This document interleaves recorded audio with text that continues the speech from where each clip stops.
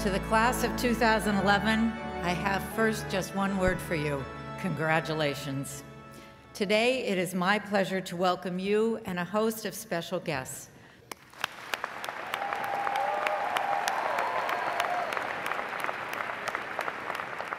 And now, the President's Award for Visionary Achievement. This award recognizes individuals who have distinguished themselves through significant and exceptional support to Case Western Reserve. Recipients demonstrate a history of prominent philanthropic engagement with the university, humanity, and the world. Tinkham Veale II came to the Case Institute of Technology nearly 80 years ago from Topeka, Kansas. An avid athlete, he thrived during his undergraduate years, pursuing studies in mechanical engineering. During that time, he wrote a thesis about the possibility of air conditioning automobiles. Some people thought the idea so absurd, they called him a crazy kid. In that area, as in so many others, Tink was ahead of his time. In 1960, he joined with a handful of trusted colleagues to create Alco Standard Corporation. The business operated on a simple model: buy small, promising companies, keep the management in place, and give those managers a stake in their company's success. In Tink's hands, the approach of autonomy with accountability proved to be genius. By 1996, Alco had 36,000 employees and annual sales of $10 billion. Throughout all those years and all of that success, Tink never forgot his alma mater.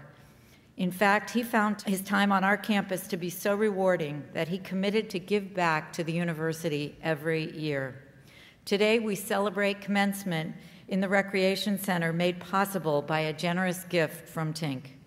Our students benefit from academic programs supported by Tink, and in just a few years, our entire community will enjoy a new gathering space in the heart of our campus, the Tinkham Veale II University Center. Tinkham Veale stands as an example of entrepreneurial success and alumni engagement. He believes passionately in the importance of individual leadership, as well as the value of honing those skills in the undergraduate setting. Because Tink was unable to be with us today in person, we held an informal ceremony with him earlier this week in his home. For all that you have done in the world, in the nation, and in this community, it is my honor to announce that you, Tinkham Veale II, are the 2011 recipient of the President's Award for Visionary Achievement. It is also my honor to present you with this stole. What? How nice. How beautiful. And here is the plaque. Oh my goodness. We're going to have you hang that up somewhere here. Can I see it? You certainly may. Oh boy. Isn't this wonderful? How sweet and nice of you. Isn't that nice?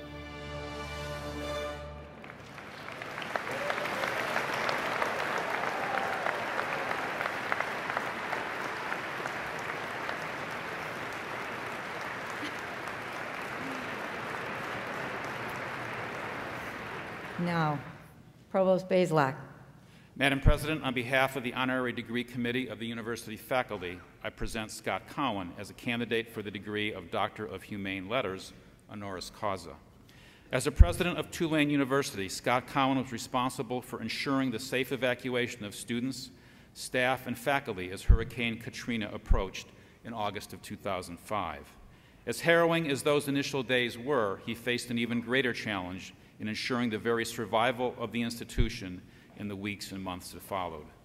Scott Cowen, for your wise and courageous leadership, and on the recommendation of the university faculty and vote of the Board of Trustees, it is my pleasure to admit you to the degree of Doctor of Humane Letters, honoris causa, with all the rights and privileges pertaining thereto, to bestow upon you the hood of this university and to grant you this diploma.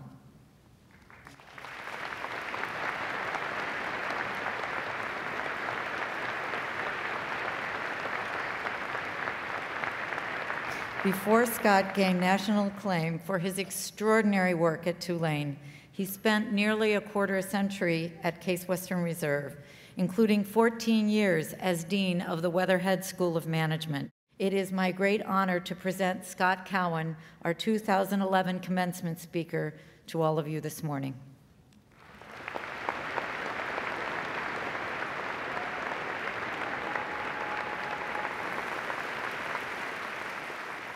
Good morning to the graduating class of 2011.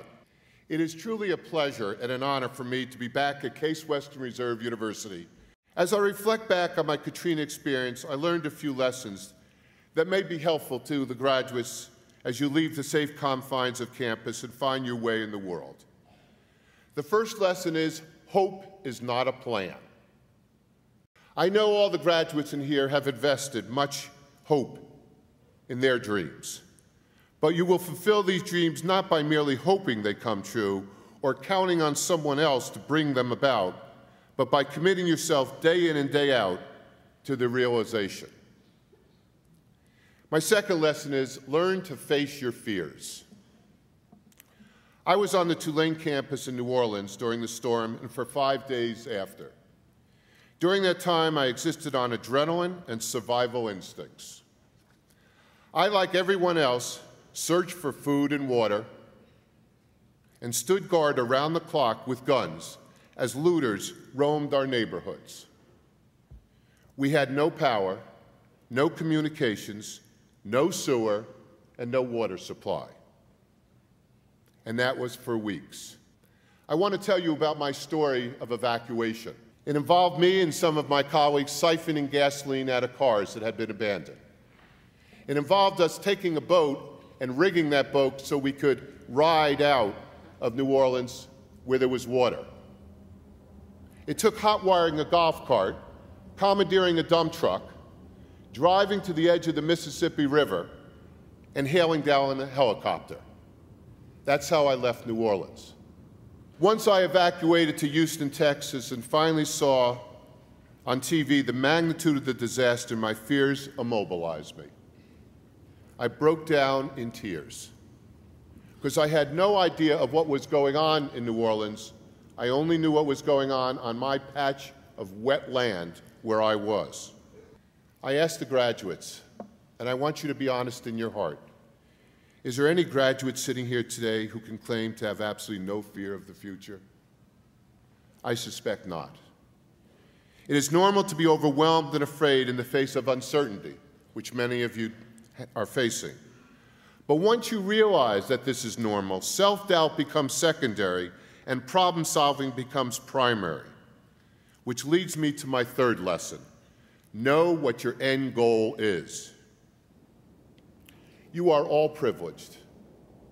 You are not privileged because you came from great wealth. You are not privileged because you had an easy life. But you are privileged because you graduated from one of the finest universities in the world.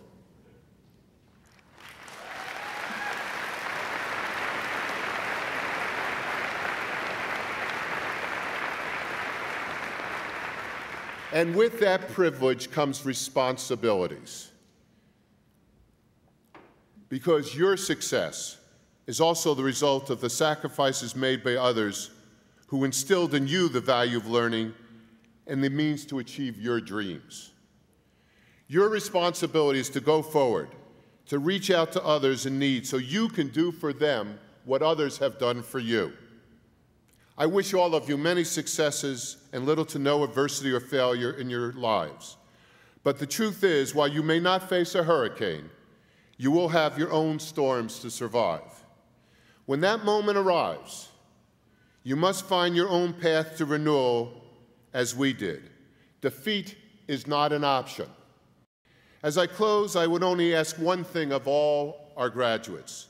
Please, please, use your knowledge, your skills, your passion, and your degree to become engaged citizens and leaders of the world, and to help others find the light. If you do so, you will truly make a difference in the world. Congratulations to the graduating class of 2011.